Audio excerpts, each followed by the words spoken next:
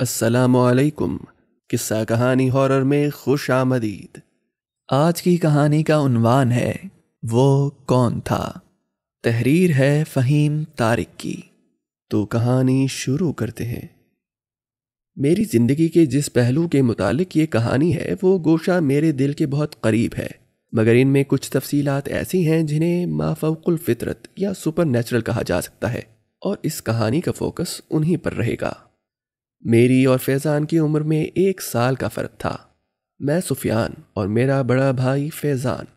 عام بھائیوں کی نسبت ہم میں بہت سلوک تھا۔ اب سوچتا ہوں تو اس کی خاص وجہ فیضان کا رویہ تھا۔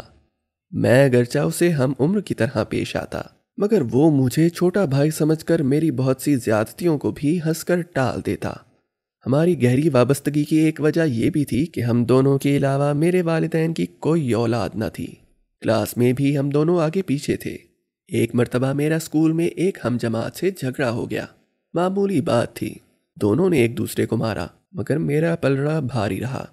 وہ لڑکا کلاس میں کافی بدنام تھا، تو اس کی پٹائی پر ساری کلاس تالیاں بجا کر مجھے داد دے رہی تھی، تو میں بھی ترنگ میں آ گیا اور اس لڑکے کی اچھی خاصی پٹائی کر ڈالی۔ لڑکا اسی دن اپنے بڑے بھائی اور اس کے 4-5 کلاس فیلوز کے ساتھ چھٹی کے وقت مجھ پر حملہ آور ہو گیا۔ میرے ساتھی اور دوست تو بڑے لڑکوں سے گھبرا کر ہٹ گئے، مگر کسی نے فیضان کو خبر کر دی۔ میں نے جب اسے دیکھا تو وہ عقاب کی طرح ان پر جھپٹ رہا تھا۔ اسے دیکھ کر مجھے بھی حوصلہ ہوا اور میں نے ایک بار پھر جوش و خروش سے گھونسے ٹانگیں چلانی شروع کر دی۔ حالانکہ لڑکے ہم سے کافی بڑے تھے اور ہم دونوں بھائیوں کو مار بھی بہت پڑی، مگر جیسی پھرتی کا مظاہرہ فیضان کر رہا تھا اس نے ان سب کو پسپا ہونے پر مجبور کر دیا۔ رہی صحیح کسر تب پوری ہوئی جب فیضان نے سڑک کنارے سے اینٹیں پکڑ کر چلانی شروع کر دی۔ تب وہ لڑکے چھٹ گئے۔ میں فیضان کی جرأت اور سمجھداری کو مان گیا کہ جوش تو دکھایا ہی مگر اپنا ہوش بھی نہیں کھویا۔ خیر، ہمارے گھر کے عقب میں ایک سٹور روم تھا جس میں ہماری پرانی سائیکلز اور بہت سا دوسرا کاٹھ کباڑ پڑا رہتا۔ یہ ہماری فرصت کے اوقات کی پسندیدہ جگہ تھی۔ اس سٹور کے پیچھے کی باؤنڈری وال شہر کے قدیم قبرستان کے ساتھ لگتی تھی جس میں بہت سے درخت تھے۔ سنا تھا دادا جان گھر کے پاس پھلدار درخت لگانے سے منع کرتے تھے کہ ان پر ہوائی مخلوقات کا بسیرا نہ ہو جائے، مگر ہم محلے کے بچوں کے ساتھ مل کر قبرستان کے درختوں سے کیریاں اور دوسرے پھل توڑ کر کھا لیتے۔ ہمارے گھر کی پچھلی دیوار پر قبرستان کے درختوں کا گھنا سایہ رہتا۔ یہ 2 اینٹ کی چوڑی اور مضبوط دیوار تھی جس پر ہم سٹور روم کی چھت سے جا کر بیٹھا کرتے اور قبرستان کے پھل کھایا کرتے۔ درختوں کی ٹھنڈی چھاؤں میں ڈھکی اور اونچائی پر ہونے کے سبب ارد گرد کا دور دراز کا ویو فراہم کرتی یہ دیوار ہمارے بیٹھنے کی پسندیدہ جگہ تھی، اور ہماری اکثر دوپہر اور شامیں اسی سٹور، دیوار اور قبرستان میں گزرتی تھی۔ جو واقعہ خاص ہے یہ تب پیش آیا جب میں کلاس 6 میں تھا اور فیضان کلاس 7 میں۔ گرمیوں کی چھٹیاں چل رہی تھیں، شدید لو کے دن تھے، بڑی عید کی آمد تھی۔ منڈی میں جا کر جانور دیکھنے کا انتظار ہم سال بھر کرتے تھے، مگر اس بار مجھے بخار نے آ لیا۔ ابو جان کچھ دن میری صحت کا انتظار کرتے رہے، مگر عید قریب تھی اور عید سے قبل یہ چھٹی کا آخری دن تھا، تو جمعہ والے دن وہ فیضان کے ساتھ منڈی چلے گئے۔ پہلے تو میں بہت اداس رہا، پھر غصے میں دوپہر کے وقت اپنے گھر کے پیچھے والی دیوار پر جا کر بیٹھ گیا اور سائیکل کی خراب گھنٹی کی مرمت کرنے کی کوشش کرنے لگا۔ آج گرمی شدید تھی، محلے میں بہت سے جانور آ چکے تھے اور بچے انہی میں مصروف تھے۔ گھنٹی کی مرمت کرتے میرا دھیان ارد گرد سے بالکل ہٹ گیا تھا کہ اچانک میں نے چونک کر اپنے ارد گرد دیکھا۔ بظاہر اس کی کوئی وجہ نہ تھی، شاید میری چھٹی حس نے مجھے ہوشیار کیا تھا۔ قبرستان میں سناٹا چھایا ہوا تھا، ہلکی لو سے ہلنے والی جھاڑیاں اور پتے تک اب ساکت تھے۔ نہ کسی پرندے کی چہکار تھی، نہ کسی جھینگر کی ٹراہٹ، اور نہ کسی جھاڑی کی سرسراہٹ۔ آج یہ ماحول کچھ اجنبی سا تھا۔ میں آنکھیں سکوڑے سامنے دیکھ رہا تھا کہ خشک شاخ کے چٹکنے کی آواز آئی۔ میری نظریں آواز کی جانب مرکوز ہو گئیں۔ دور ایک درخت کے موٹے تنے کے پیچھے سے کوئی جھانک کر میری جانب دیکھ رہا تھا۔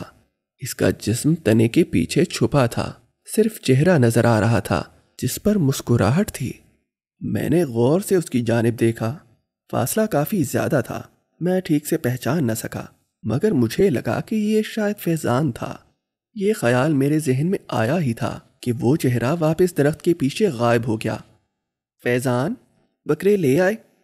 میں نے نحیف سی آواز لگائی مگر جواباً خاموشی رہی۔ کچھ دیر میں اس کے واپس نمودار ہونے کا انتظار کرتا رہا۔ کوئی اور وقت ہوتا تو میں اب تک اس درخت تک دوڑ کر جاتا اور فیضان کی اس شرارت پر اس سے کشتی کر رہا ہوتا، مگر بخار نے مجھے کمزور کر دیا تھا اور دیوار سے قبرستان میں اترنے کی ہمت مجھ میں نہ تھی، اسی لیے دیوار پر بیٹھا اس درخت کی جانب دیکھتا رہا۔ کچھ دیر بعد فیضان نے درخت کے پیچھے سے جھانکا۔ اس کے چہرے پر مسکراہٹ تھی اور وہ مجھے ہاتھ کے اشارے سے اپنی جانب بلانے لگا، پھر دوبارہ درخت کے پیچھے چلا گیا۔ میں ساکت بیٹھا پوری توجہ سے اس کی جانب دیکھ رہا تھا۔ فیضان کا انتظار مجھے بھی بہت شدت سے تھا، مگر ایک تو نیچے چھلانگ لگانے کی ہمت نہ تھی اور دوسرا کچھ بے چینی سی محسوس ہو رہی تھی۔ میں کچھ دیر انتظار کرتا رہا کہ اب وہ کسی بھی لمحے میری جانب ہنستا ہوا آئے گا، مگر فیضان درخت کے پیچھے سے منہ دوسری جانب کیے نمودار ہوا اور قبرستان کے اندر کی جانب چل دیا۔ اوئے، کدھر جا رہا ہے یار؟ میں نے آواز لگائی مگر وہ بنا رکے چلتا رہا۔ میں جس باؤنڈری وال پر بیٹھا تھا اس میں قدیم ہونے کی وجہ سے کچھ جگہ اینٹوں کے درمیان اتنی درزیں بن چکی تھیں کہ پاؤں کے انگوٹھے پھنسا کر ہم اس دیوار سے نیچے قبرستان میں اتر جایا کرتے تھے۔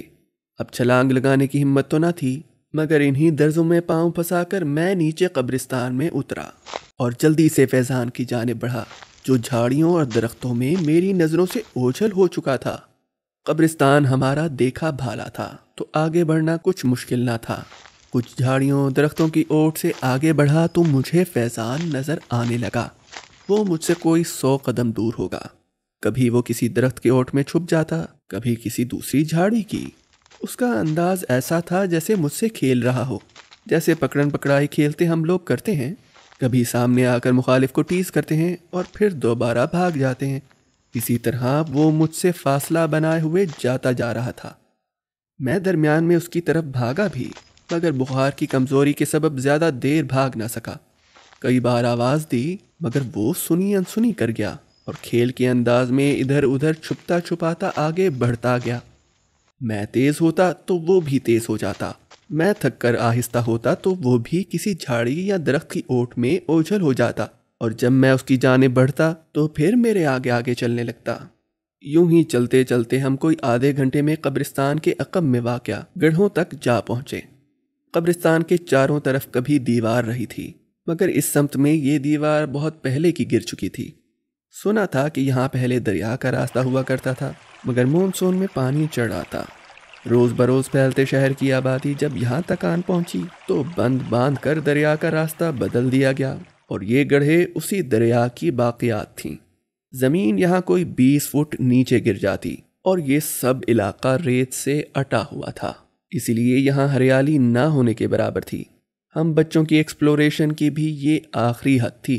سرسبز قبرستان کے آخر میں نیچے نشیب میں یہ ریگستان جیسا علاقہ ہم میں تجسس تو پیدا کرتا، مگر ویرانی اور سبزے سے خالی ہونے کے سبب یہ ہمارے کھیل تماشوں کے لیے کوئی اچھی جگہ نہ تھی۔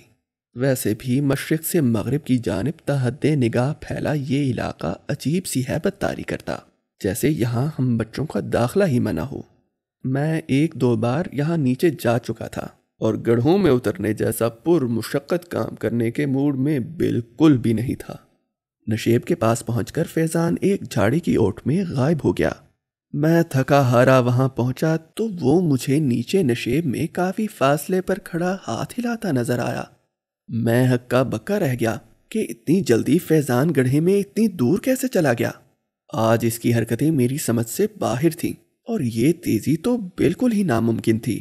اس کے کپڑوں پر گرد و غبار کا نشان تک نہ تھا۔ نیچے نشیب میں مجھے اپنی جانب بلاتے ہوئے وہ گہرائی کی دیوار کے ساتھ چلتا چلتا ایک سنک ہول کے قریب پہنچ گیا۔ سنک ہول اس دریا کی تہ میں ریت کے اندر گہری سرنگیں تھیں جن میں بارش کا پانی جمع ہو کر جذب ہو جاتا تھا۔ سال ہا سال پانی جذب ہونے سے پہلے گڑھے بنے اور پھر وہ گڑھے سرنگوں کی طرح گہرے ہوتے گئے۔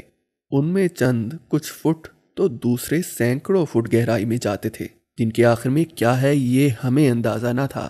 فیضان انہی میں سے ایک سنک ہول کے قریب پہنچا اور مجھے اپنی طرف بلاتے ہوئے اس کے اندر چلا گیا۔ یہ سب معاملہ میری سمجھ سے باہر تھا۔ میں تو تھک چکا تھا اور بخار کے سبب پیاس بھی بہت زیادہ محسوس ہو رہی تھی۔ میں نے واپس جانے کا فیصلہ کیا۔ فیضان، میں گھر جا رہا ہوں، تم یہیں مرو۔ غصے میں دھاڑ کر میں واپس پلٹ گیا۔ شاید فیضان کو اس سرنگ نما سنک ہول میں کوئی خاص چیز ملی تھی جو مجھے دکھانے کے لیے وہ یہاں لے کر آیا تھا، مگر میرے بخار کا اسے خیال ہونا چاہیے تھا۔ اور وہ بکرا منڈی سے کب واپس آیا؟ پھر گھر کے سامنے والے گیٹ کی بجائے وہ قبرستان کی جانب سے مجھ تک کیوں آیا تھا؟ یہ سب سوچ کر مجھے کچھ فکر ہو رہی تھی، اور اس کا انداز اور رویہ بھی آج بالکل مختلف تھا۔ اس نے میری کسی بات کا جواب نہیں دیا تھا۔ یہ سب سوچتے میں قبرستان میں چلتا رہا۔ قبرستان میں چلتے مجھے کوئی 10 منٹ گزرے تھے کہ فیضان کے ہنسنے کی آواز آئی۔ میں نے مڑ کر دیکھا تو وہ ایک درخت کی اوٹ سے جھانک رہا تھا۔ اس بار اس کا فاصلہ کم تھا تو مجھے اس کا چہرہ صاف دکھائی دیا۔ کیا ہوا سفیان؟ واپس کیوں جا رہے ہو؟ یہ پہلا جملہ تھا جو اس کے منہ سے میں نے سنا، اور کچھ عجیب سا تھا۔ آواز اگرچہ فیضان ہی کی تھی مگر لہجہ بالکل اجنبی تھا۔ میں تھک گیا ہوں اور تم مجھے تنگ کر رہے ہو، میں نے ناراضگی سے جواب دیا، اور اسے اپنا غصہ دکھانے کے لیے اپنی رفتار بھی تیز کر دی۔ اس کی ہنسی گونجی اور مجھے لگا کہ یہ آواز چاروں طرف سے آ رہی ہو۔ میں البتہ پھر بھی چلتا رہا۔ آؤ نا میرے ساتھ نیچے گڑھے میں، وہ ہنس کر بولا۔ وہاں سرنگ کے اندر ایک بڑے مزے کی چیز ملی ہے مجھے۔ اس بار وہ میرے سامنے ایک جھاڑی کے پیچھے سے جھانک کر بولا تو میں پریشان ہو گیا۔ فیضان یہاں کیسے اور کب آ گیا؟ وہ تو مجھ سے پیچھے تھا، میرے آگے کب نکلا؟ میں ٹھٹک کر رک گیا۔ فیضان پھر چھپ گیا۔ یہ کیا تماشا کر رہے ہو فیضان؟ سامنے آؤ، میں نے اسے ڈانٹا، مگر اب میری آواز روحانسی ہو رہی تھی۔ چاروں طرف سناٹا چھایا رہا، اور پھر میں گھر کی جانب چل دیا۔ میرا دل خوف سے دھک دھک کر رہا تھا۔ چند قدم چل کر میں تو بھاگنے لگا۔ سپہر کے سائے لمبے ہو رہے تھے اور فیضان نے مجھے خوفزدہ کر دیا تھا۔ میں نے بچپن میں ڈریکولا نامی ویمپائر کی کچھ فلمز دیکھی تھیں۔ ان میں جس چیز نے مجھے زیادہ ڈسٹرب کیا وہ ڈریکولا کے وکٹمز تھے۔ جس کا بھی خون یہ ویمپائر پیتا وہ شکار خود خون کا پیاسا بن کر اپنے قریبی رشتہ داروں پر بھی حملہ آور ہو جاتا تھا۔ میں اور فیضان ایک کمرے میں سوتے تھے۔ اس فلم کو دیکھنے کے بعد میں اکثر رات کو واش روم جاتے ہوئے واش روم کی لائٹ میں فیضان کا چہرہ دیکھتا کہ کہیں وہ ویمپائر تو نہیں بن گیا۔ کچھ اسی قسم کا خوف مجھے اب محسوس ہو رہا تھا۔ میں نے جب اس کا چہرہ بہتر انداز میں دیکھا تو اس کی آنکھوں میں عجیب سا اجنبی پن نظر آیا، جس کے بعد میرے اندر اسی قسم کا خوف پیدا ہوا جیسے اس فلم کو دیکھنے کے بعد پیدا ہوا تھا۔ بھاگتے بھاگتے میں گھر کی دیوار تک پہنچا۔ اس دوران میرے بھاگنے کے سوا مکمل خاموشی چھائی رہی۔ میں ہانپتے کانپتے گھر کی دیوار پر چڑھنے لگا۔ مجھے یقین تھا کہ آج تو میں اس مشکل چڑھائی پر نہیں چڑھ سکوں گا۔ کسی بھی وقت میرا ہاتھ یا پاؤں پھسلے گا اور میں دھڑام سے نیچے جا گروں گا۔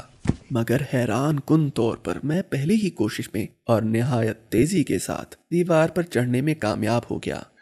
اوپر بیٹھا میں لمبے لمبے سانس لے رہا تھا کہ اسی درخت کے پیچھے سے فیضان نمودار ہوا، جس کے پیچھے سے میں نے پہلی بار اسے نکلتے دیکھا تھا۔ وہ مسکراتا ہوا دیوار کے کچھ قریب آیا، پھر ٹھٹک کر رک گیا اور مجھ سے مخاطب ہوا۔ کیا میں اندر آ جاؤں؟ اس نے انگلی سے اشارہ کیا، شاید گھر کی طرف، شاید میری طرف۔ میں حیرانگی سے اس کی جانب دیکھتا لمبے لمبے سانس لیتا رہا۔ کیا میں اندر آ جاؤں؟ اس نے پھر سوال کیا، اور تبھی مجھے گھر کے اندر سے کچھ آواز سنائی دی۔ کوئی میرا نام لے کر پکار رہا تھا، اور یہ آواز فیضان ہی کی تھی۔ سفیان، دیکھو کیسا کمال کا بکرا آیا ہے، اس بار نام میں نے رکھنا ہے اس کا۔ ساتھ ہی گھر کے ایک طرف کی گلی میں سے فیضان نمودار ہوا۔ اس کا چہرہ خوشی اور جوش سے تمتما رہا تھا۔ ہاتھ میں ایک رسی تھی جس کے ساتھ سفید بکرا بندھا تھا، جو کان ہلاتا ہوا فیضان کے پیچھے چلا آ رہا تھا۔ میں حیرت سے کبھی اسے دیکھتا، کبھی قبرستان میں کھڑے فیضان کو، جس کا چہرہ اب سپاٹ پتھر کی مانند بے تاثر تھا۔ پھر وہ پلٹا اور اسی درخت کی اوٹ میں میری نظروں سے اوجھل ہو گیا۔ صحن میں فیضان بکرے کی خریداری اور منڈی میں پیش آئے واقعات بڑے جوش کے ساتھ مجھے بتا رہا تھا، جبکہ میں ابھی تک دیوار پر سن سا بیٹھا تھا۔ قبرستان والا فیضان اور یہ میرے گھر والا فیضان بظاہر ہو بہو ایک تھے، ان میں بالکل فرق نہ تھا، مگر جہاں قبرستان والے فیضان سے مجھے اجنبی پن اور خوف محسوس ہوا تھا، وہاں یہ گھر والا فیضان میرا جانا پہچانا، میرا وہ بھائی تھا جس کے ساتھ میں نے ایک عمر گزاری تھی اور جس کے ایک ایک انداز، ایک ایک حرکت میں مجھے شناسائی محسوس ہو رہی تھی۔ میں بمشکل دیوار سے نیچے اترا۔ بخار کا شدید غلبہ مجھے خود پر محسوس ہو رہا تھا۔ فیضان نے میری کیفیت دیکھی تو بکرے کو چھوڑا اور مجھے سہارا دے کر اندر لے گیا۔ بخار کی شدت مجھ پر اگلے 2 دن رہی۔ خواب میں جانے کیا کیا شکلیں، کیا کیا چہرے نظر آتے رہے، مگر شدید بخار میں ایسا تو ہوتا ہی ہے۔ 2 دن بعد میری حالت سنبھلی تو میں نے واقعے کا ذکر گھر والوں سے کیا۔ چونکہ مجھ پر بخار کی شدت تھی تو امی ابو میری بات کو خواب سمجھ کر ٹال گئے۔ مجھے خود بھی قبرستان والا سارا واقعہ خواب جیسا لگنے لگا۔ جب کچھ دن بعد میں بھلا چنگا ہو گیا تو ایک بار میں اور فیضان کچھ اور لڑکوں کے ساتھ نشیب میں اسی جگہ گئے جہاں نقلی فیضان مجھے لے کر گیا تھا۔ ادھر ادھر دیکھا مگر وہ خاص سرنگ نما سنکھول مجھے کہیں دکھائی نہ دیا۔ اس کے علاوہ وہاں میرے ساتھ کوئی عجیب واقعہ رونما نہ ہوا۔ کئی سال گزر گئے۔ فیضان نے FA کے بعد آرمی جوائن کر لی، جبکہ میں کمپیوٹر سائنس پڑھتا رہا اور انجینئرنگ کے لیے آسٹریلیا چلا گیا۔ لیفٹیننٹ بن کے جب فیضان پاس آؤٹ ہوا تو کیا اس کی شان اور کیا اس کی سج دھج تھی، اس پر نظریں نہ ٹھہرتی تھیں۔ میں خصوصی طور پر 2 دن کے لیے آسٹریلیا سے گھر واپس آیا۔ امی ابو نے موقع غنیمت جان کر اس کی منگنی ہماری ایک کزن سے کر دی، جبکہ میں باہر شادی کا امکان بتا کر کنی کترا گیا۔ فیضان کی شادی کی تیاریاں ہو رہی تھیں جب دہشت گردی کی ایک کارروائی میں میرا بھائی لیفٹیننٹ فیضان احمد بم دھماکے میں شہید ہو گیا۔ یہ خبر ہمارے لیے کیسی قیامت خیز تھی اندازہ کرنا مشکل نہیں۔ میں فوراً آسٹریلیا سے واپس گھر آیا۔ امی ابو نے شہید بیٹے پر بڑے صبر کا مظاہرہ کیا، مگر میں عجیب بے چینی کا شکار ہو گیا۔ امی ابو نے لاکھ کہا آسٹریلیا چلے جاؤ، اپنا کیریئر بناؤ، مگر انہیں اکیلا چھوڑنا مجھے گوارا نہیں ہو رہا تھا۔ امی ہر نماز کے بعد ہم بھائیوں پر پھونکا کرتی تھیں۔ اب بھی نماز پڑھ کر اکیلے مجھ پر پھونک مارتی تو فیضان کی یاد میں ان کی آنکھیں نم ہو جاتی، مگر امی ابو دونوں صبر کا پہاڑ تھے۔ میری یونیورسٹی کی چھٹیاں ختم ہونے والی تھیں اور کچھ روز بعد مجھے واپس آسٹریلیا جانا تھا، مگر فیضان، اس کا جسم بم دھماکے کی نظر ہوا تھا تو ہم اس کا آخری دیدار بھی نہ کر سکے تھے۔ میری نظروں کے سامنے اس کا پاسنگ آؤٹ والا چہرہ گھومتا۔ ہمارا کمرہ، ہمارا گھر، ہر جگہ اس کی یاد کا نقش تھا میرے لیے، مگر آنکھیں اسے دیکھنے کو ترس گئی تھیں۔ اس رات میں شدید بے چینی کا شکار ہو کر گھر کی پچھلی دیوار سے قبرستان میں اتر گیا۔ ذہن میں بہت سی سوچیں تھیں۔ میں ٹہلنے کی غرض سے رات کے پچھلے پہر پہلے کبھی قبرستان نہ آیا تھا، مگر یہ بہرحال ہمارے کھیل کود کی جگہ رہی تھی اور آسمان پر چاند روشن تھا۔ پھر خود میری ذہنی کیفیت ایسی تھی کہ سب خوف بے معنی سے ہو گئے تھے۔ مجھے تو اس وقت بھی قبرستان سے وحشت محسوس نہ ہوئی۔ بے خیالی میں چلتے چلتے میں نشیب میں واقع گڑھوں کی جانب نکل آیا۔ گڑھوں کے کنارے کھڑے ہو کر نیچے دیکھا تو میرا دل اچھل پڑا۔ چاندنی چاروں طرف پھیلی ہوئی تھی اور نیچے مجھے وہ سرنگ دکھائی دی جس میں سال ہاں سال قبل نقلی فیضان مجھے لے کر جانا چاہتا تھا۔ بہت سے خیال ایک لمحے میں میرے ذہن سے گزرے۔ وہ فیضان تو نہیں تھا، بلکہ اس کی شکل میں کوئی چھلاوا یا پھر میرا کوئی خواب تھا، مگر آج اتنے سال بعد وہ سرنگ میرے سامنے تھی۔ شاید میں اپنے بھائی کا چہرہ ایک بار پھر دیکھ سکوں۔ بے اختیار میں نیچے کی جانب اترنے لگا۔ مجھے نہ کسی خطرے کا احساس تھا نہ کوئی خوف، بس ایک دھن سوار تھی سر پر کہ فیضان کا چہرہ دیکھوں، اس کی آواز سنوں۔ قدرت نے ایک خوفناک واقعے کو میرے لیے نایاب موقع بنا دیا تھا جو شاید جیتے جی اس دنیا میں کسی کو میسر نہیں آتا۔ میں نے سرنگ نما سنکھ کھول کے منہ پر پہنچ کر جیب سے لائٹر نکال کر جلایا اور اندر جھانکا۔ ڈھلان میں کوئی 4 فٹ اونچا راستہ اندر جا رہا تھا۔ میں جھکا اور اندر داخل ہو گیا۔ جھک کر چند گز آگے گیا تو راستہ دائیں مڑ گیا۔ کچھ منٹ بعد راستہ بائیں مڑ گیا۔ میں جھکے ہوئے چلتا رہا، پھر راستہ کھلنے لگا اور میں سیدھا کھڑا ہونے کے قابل ہو گیا۔ لائٹر کی روشنی میں کچھ آگے مجھے صاف نظر آ رہا تھا۔ میرے ارد گرد اوپر نیچے بھربھری ریت تھی۔ جانے کتنی دیر میں ان سرنگوں میں چلتا رہا، آخر تنگ آ کر چلانے لگا، میرے سامنے آؤ۔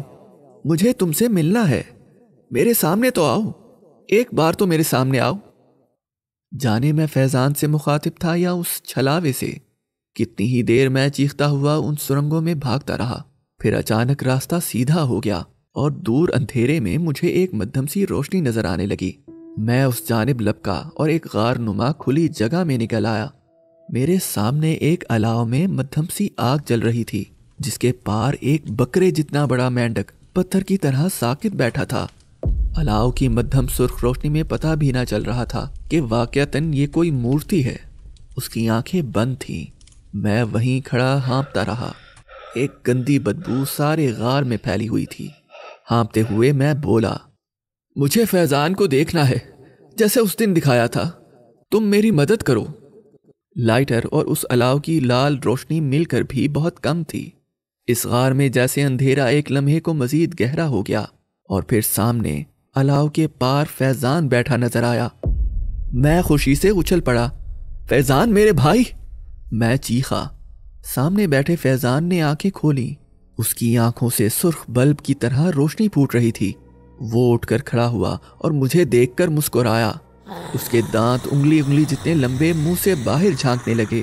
پھر بازو پھیلاتے ہوئے وہ بولا، آ میرے بھائی، تو آ گیا میرے پاس۔ اس کے بازو اس کے پورے جسم سے بھی لمبے تھے اور لمبے لمبے ناخن کسی درندے جیسے اس کی فٹ لمبی انگلیوں پر تھے۔ میں ہکا بکا فیضان کی اس بھونڈی نقل کو دیکھتا رہ گیا۔ اس نے میری جانب قدم بڑھائے اور ایک تیز چیخ میرے منہ سے نکلی اور میں پلٹ کر بھاگا۔ لائٹر کا شعلہ بری طرح پھڑپڑانے لگا، مگر خدا کا لاکھ لاکھ شکر ہے کہ آسٹریلیا کا یہ لائٹر بند نہیں ہوا۔ اسی پھڑپڑاتی روشنی کے سہارے میں بھاگتا رہا۔ فیضان کی بھونڈی خوفناک کاپی میرے پیچھے تھی۔ وہ فیضان میرے متعلق اول فول بک رہا تھا، گندی گالیاں دے رہا تھا۔ جانے کتنی دیر میں بھاگا، کتنے موڑ ان سرنگوں میں مڑے۔ فیضان نما چھلاوے کی آوازیں کہیں پیچھے رہ گئیں اور میری چیخیں میرے ساتھ۔ جب میں اس سرنگ سے باہر نکلا تو میری زبان خشک ہو کر باہر نکلی ہوئی تھی اور دیوانوں جیسی چیخیں میرے منہ سے نکل رہی تھیں۔ چاندنی رات میں نشیب سے باہر اوپر قبرستان میں نکلا اور گرتا پڑتا جیسے تیسے گھر پہنچ گیا۔ میں نے اس واقعے کا ذکر اپنے والدین سے کبھی نہ کیا۔ کچھ روز مجھے شدید بخار رہا، پھر طبیعت سنبھل گئی۔ میں آسٹریلیا چلا گیا، وہیں جاب ڈھونڈی اور والدین کو پاس بلا لیا۔ بلا شبہ قبرستان کے عقب میں گڑھوں میں ملنے والا یہ کوئی شیطان تھا جس نے میرے مرحوم بھائی کی یاد میرے لیے مسخ کر دی۔ میری اپنی بھی غلطی تھی کہ صبر کرنے کی بجائے جلد بازی میں ایسی ہوائی مخلوق سے خیر کی امید کر بیٹھا جس نے بچپن میں شاید مجھے کھانے کا ارادہ کیا تھا۔ جو عزیز موت کے سبب ہم سے جدا ہوں وہ عالم برزخ میں ہیں اور ایک نہ ایک روز ہم سب سے ملنے والے ہیں۔ خدا شریر انسان اور جنات سے ہمیں محفوظ رکھے، آمین۔ اگر آپ کو یہ کہانی پسند آئی تو لائک، سبسکرائب اور شیئر کیجیے اور کمنٹ باکس میں اپنی رائے کا اظہار ضرور کیجیے۔ اپنی کہانی بھیجنے کے لیے قصہ کہانی post@gmail.com پہ ہم سے رابطہ کریں۔ قصہ کہانی دیکھنے کا شکریہ۔ جلد ملتے ہیں ایک نئی کہانی کے ساتھ۔ اللہ حافظ۔